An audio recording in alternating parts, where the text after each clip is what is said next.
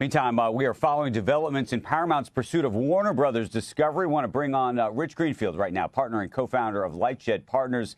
We've been discussing it all morning, Rich. We now have some behind-the-scenes news on exactly the various bids, if you will, that Paramount had brought to the table for Warner Brothers Discovery. Started at $19. We're now, of course, at $23.50. And so I'll start with just the very basic question before we get to the rest of the chessboard. Is this price something that you believe that Warner Brothers Discovery should be accepting? And how much pressure is going to be brought to bear by shareholders on the company to do a deal? Look, when you think about where this stock was not that long ago, it's obviously easy to just simply be very flippant and just say, hey, how could they not take $23.50? The stock was at $6, $7. Everyone thought this company was literally, collapsing. And so the fact that somebody wants to pay $23.50, 80% in cash, with Larry Ellison literally financing this, sounds like a pretty tremendous deal for shareholders. On the flip side, you obviously have the reality that there is this asset called Warner Brothers. I mean, we can put HBO to the side. I think you could probably put it inclusive of it. But certainly from a studio standpoint, Andrew, they are a little bit like sports teams, right? Like there are not a lot of studios. The same reason David Ellison wanted Paramount in the first place. Like there are not many studios out there. It's like owning even fewer studios than sports teams, right? Like these are very unique, scarce resources that don't always trade on what you would think would be logical valuation. I mean, MGM sold for over $8 billion to Amazon. That is a number that is absolutely absurd when you think about what actually is there. And so there isn't always that correlation between price and value for studio assets. And so I think the question is going to be, now that they've started a formal auction process, does somebody come in? I mean, every other possible bidder has reasons why they probably shouldn't bid or why there might be regulatory issues. And they certainly don't have the first or second richest person in the world funding it. And so there are certainly challenges of getting other bids. It does feel hard to believe that they're simply going to just proceed with the split and wait 2 years and see what happens now. It feels like we've sort of started a process that's hard to stop. And so let's talk about what that number could be and what you think the bidders on the table really are. We've heard, obviously, that Amazon's kicking the tires. They could come in with a big bid. I don't know whether you think Amazon shareholders would be particularly happy about that or they just think this is a rounding error in the grand scheme of things.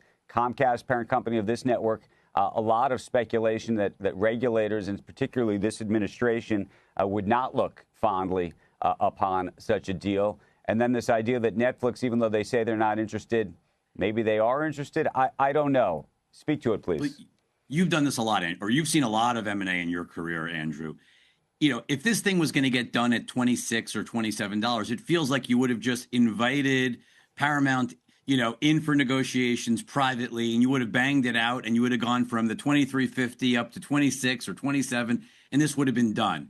It does feel like the board has a number that is substantially above $23.50 or $24. Like it doesn't feel like that's where they want this to get done. And so they're obviously hoping for other bids. Let's just take them one by one.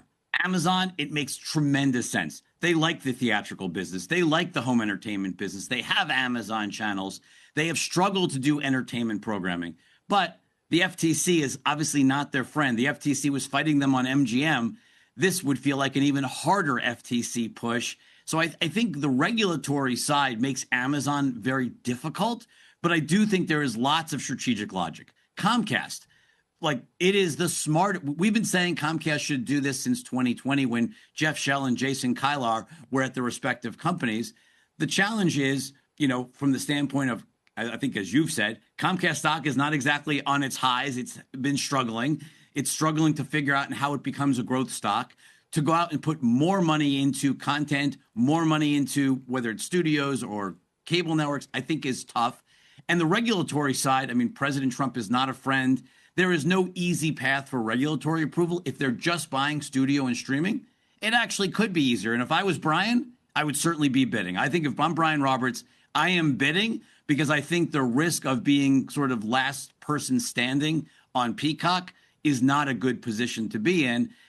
That being said, getting into a war with that you probably can't win against Larry Ellison, I'm not sure that makes a lot of sense either. So it's a tough position. And Netflix, Andrew, anything is possible. They got into advertising, so I'm never going to say never. But honestly, they don't like the theatrical business. They'd have to shut that down. They don't like HBO, the cable network. They'd have to shut that down.